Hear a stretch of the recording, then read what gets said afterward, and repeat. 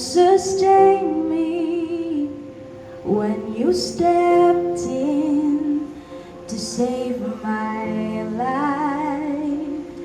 Nature, the flowers in spring, the laughter in summer. When my heart feels torn apart and I'm weary deep inside, I come running to your arms. When my broken pieces hide every wound I cannot see. In the dark of the midnight, have I oft hid my face, while the storms rocks above me, and there's no hiding place.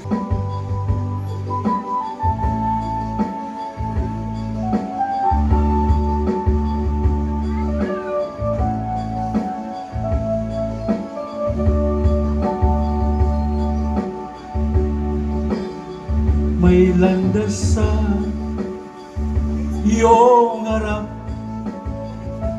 may katok na di mo sadya. Walang masama kung huminto, pakinggan ang tiya. Ang katotohanan ay di tumatakas sa pusong tapat at bukas. Kung ito'y tunay, mananatili. Kahit saglit ay sumagi, makinig ka lang, walang mali. Salita niya ay iyong sundin, ihambin mo sa alam mong totoo. Liwanag ay sa'yo'y tutungo, huwag kang matakot sa katotohanan. Ito'y matibay, may patunayan, makinig ka lang, ika'y malaya, katotohanan ang magsasalita. There is a quiet place, far from the rapid place where God can soothe my troubled mind. Sheltered by trees and flowers, there in my quiet hour within, my cares are left behind. Whether a garden small or on a mountain tall, His strength and courage there I find. Then from this quiet place I go prepared to face a new day with love for all mankind.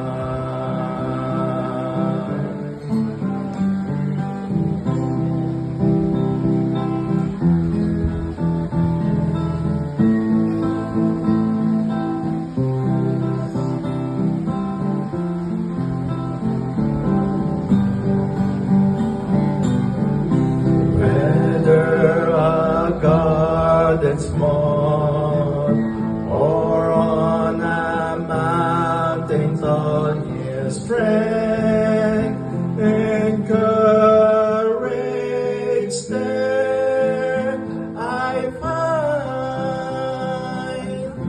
Then from this quiet place I go prepared to face a new day with love for all mankind.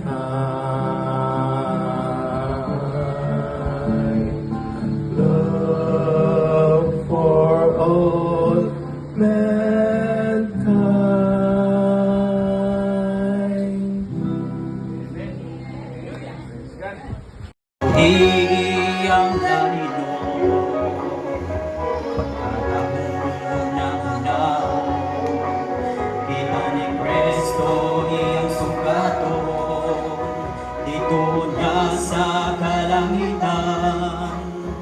uban sa manglulundang panong.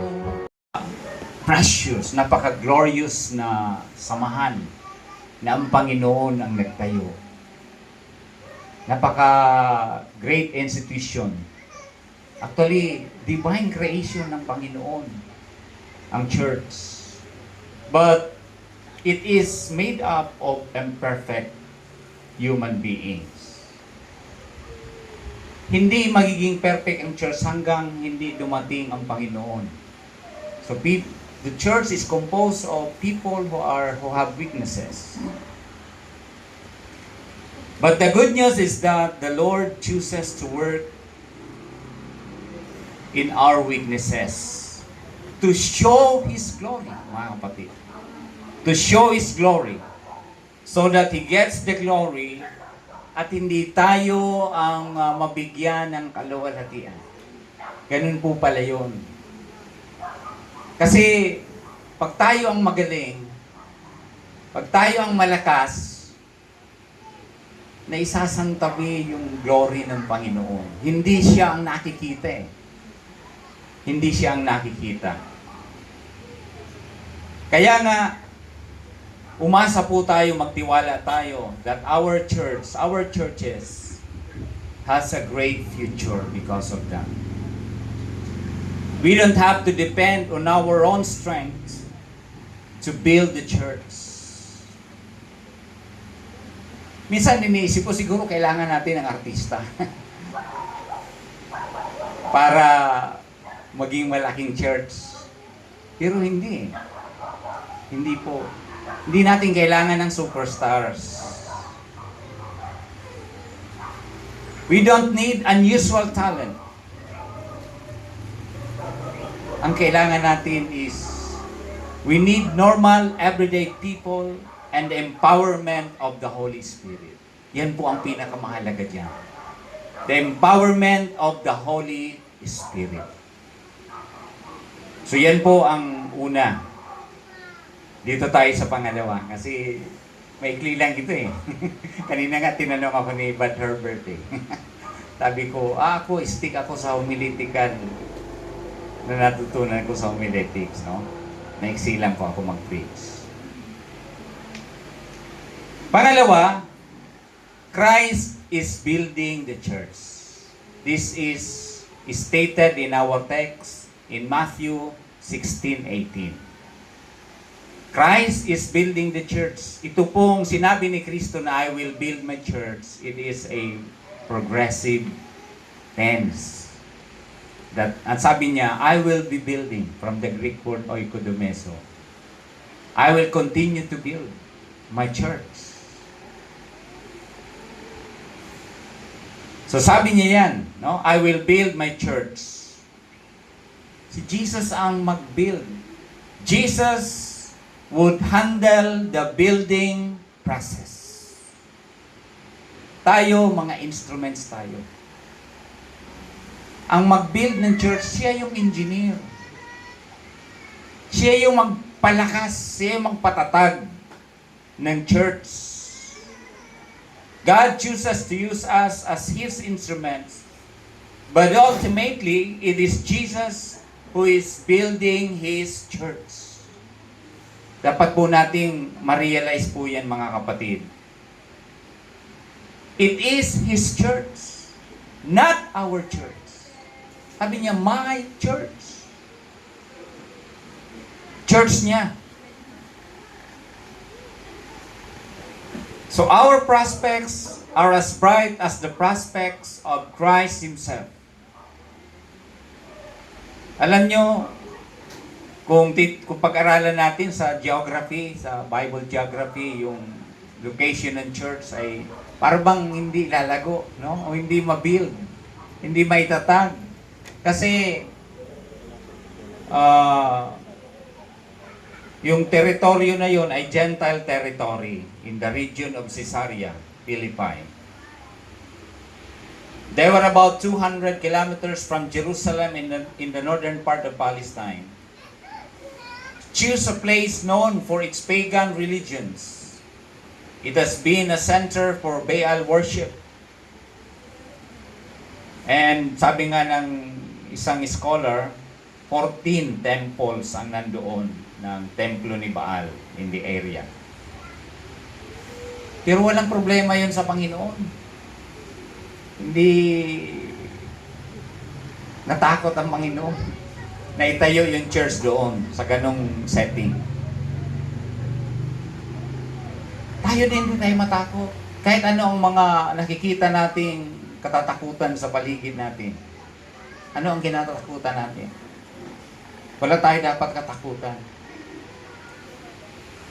Kasi hindi naman tayo ang mag-build ng church. Hindi tayo ang mag-build. We don't build the church. We wouldn't know how to build a church if our lives depended on it. Ang sabi nga sa Bible, unless the Lord builds the house, those who labor are laboring in vain. Oh, Psalms 127:1 yan. Kung hindi raw ang Panginoon ang mag-build ng house, di ba yung church house yan? House of God. Kung hindi ang Panginoon ang mag-build, vain po yan. Walang halaga. Nothing. But praise God, Jesus said, I will build my church. If we believe that our church is the church of the Lord, then Jesus will build her church, His church. Jesus will build her.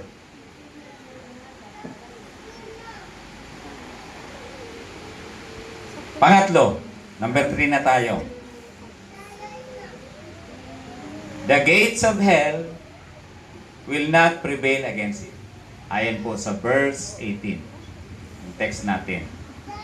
Kung bakit may future ang church? Dahil kahit tarangkahan ng impyerno ay hindi mananaig sa kanyang church. Jesus promised that He would always cause His people to triumph over Satan and his army. Yan po ang ibig sabihin ni Jesus dito. Na yung puwersa ni Satan. Di ba usually sa mga kingdom, may mga gates yan, dyan lumalabas yung mga sundalo pag may gera. Yung puwersa ni Satan, yung gates of hell, puwersa ng kadiliman, ng kasamaan, ni Satan, kalaban ng church, kalaban ng Panginoon, hindi mananaig yun. Yun ang promise ng ating Panginoon. Satan leads a doomed army. Gaano man ka, sa tingin natin kalakas, kabangis, ang puwersa ng kadiliman ay talunan na yun, mga kapatid. We should claim that victory. You and I have no idea how much Satan fears a church that is empowered by the Spirit. Mga kapatid, hindi nyo lang alam kung gaano ang power meron ng church. Si Satan pala ay natatakot yan sa church. Basta empowered yung church ng Panginoon.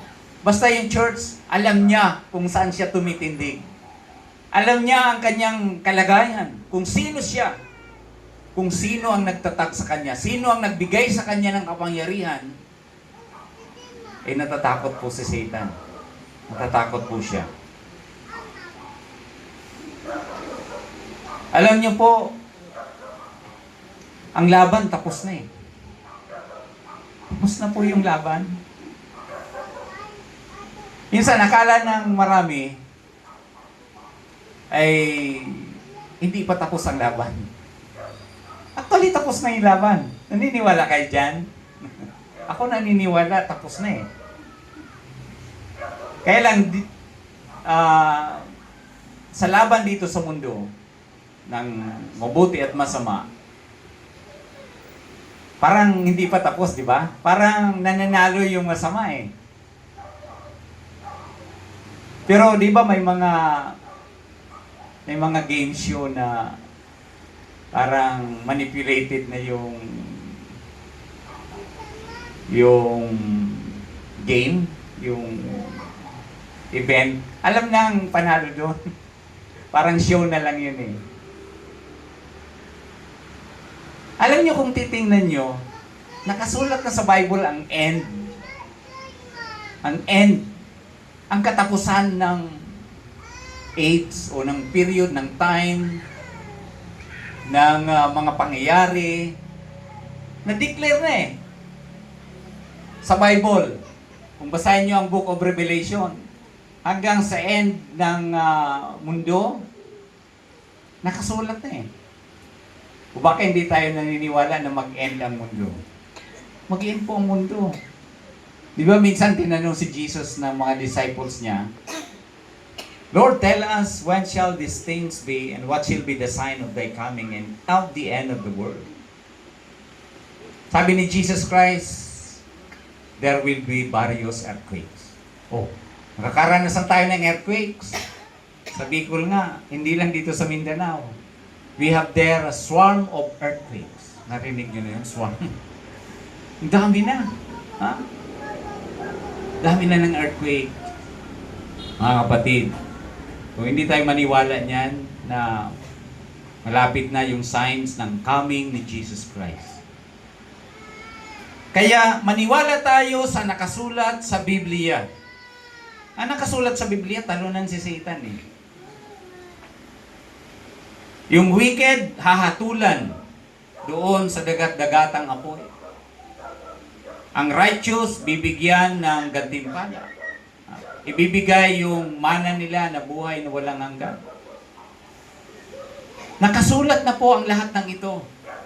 At wala pong nakasulat sa Biblia na napabulaan. Kung may mapabulaan dito kahit isang pangako ng Diyos, pangako ng Panginoon, ay magdadoubt tayo eh. But never a promise, never a text, a verse in the Bible na found na mali or napabulaan, napasinungalingan. Na sabi, oh, di ba sabi sa Bible ganyan, bakit hindi natupad? Wala pa po mga kapatid, for your information. Wala pang pumalso. Wala pang pumalpak na pangako ang Biblia kahit isa. Dito sa mundo, ang daming palpak eh. Kahit yung ating constitution, ang daming palpak niyan eh. Di ba? We don't have a perfect constitution, but we have a Bible that is perfect, that we should desire more than silver and gold, sabi kanina sa minsan. Mga kapatid, we have a great future. Let's love the Lord and love His church. Believe in the Lord and believe in His church that it has a great future. Don't feel inferior to this world, to the enemy of the Lord. Don't be inferior. We have the very reason to believe that we can move onward and forward and be successful in this world for the Lord Jesus Christ to win people. God can use you. God can use you. Even though you have many weaknesses, God can use you. Only if you're willing.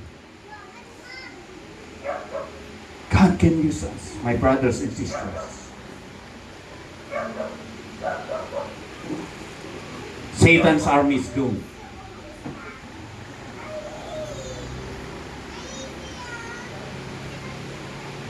The church will prevail. Actually, the victory has already been won.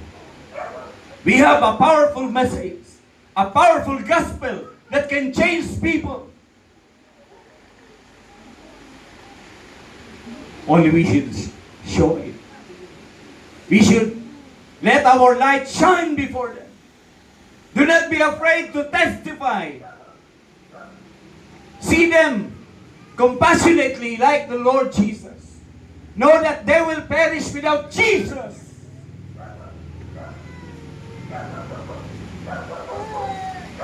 Let the love of Christ fill our hearts, brothers and sisters. And let us have compassion to lost people. Bring them in. Don't be afraid. The church has a future. God will fill His church with people who will be committed to build the church of God.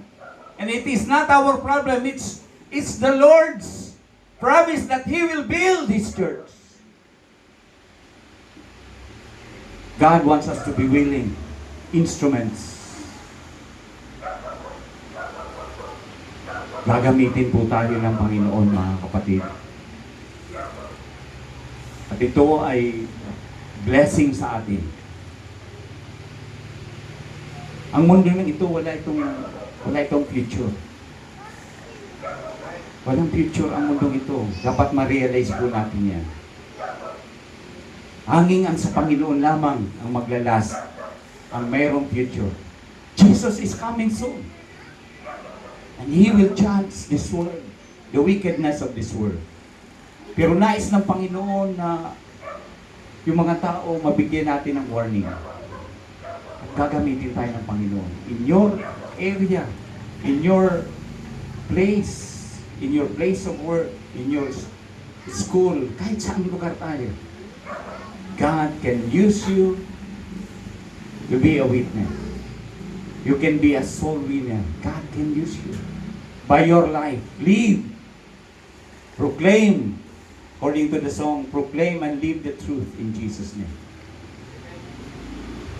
Hindi naman nga tayo ang mag-prepare ng heart ng tao, di ba? The preparations and the answer of the tongue is from the Lord. Ang Panginoon ang magdala niyan sa church. Di ba? And the Lord added to the church. Basta maging ano lang tayo sa Panginoon, loyal tayo sa Kanya. Gawin natin yung pinapagawa niya sa atin. Simple lang naman pinapagawa niya. Maging faithful tayo sa pag-aaral sa Bible, in praying, in attending church, faithful in our giving. Hindi naman mahirap ang mga yun, mga kapatid. Makikita natin that God will bless His church kasi siya ang builder nito. Amen? Amen. Let us pray.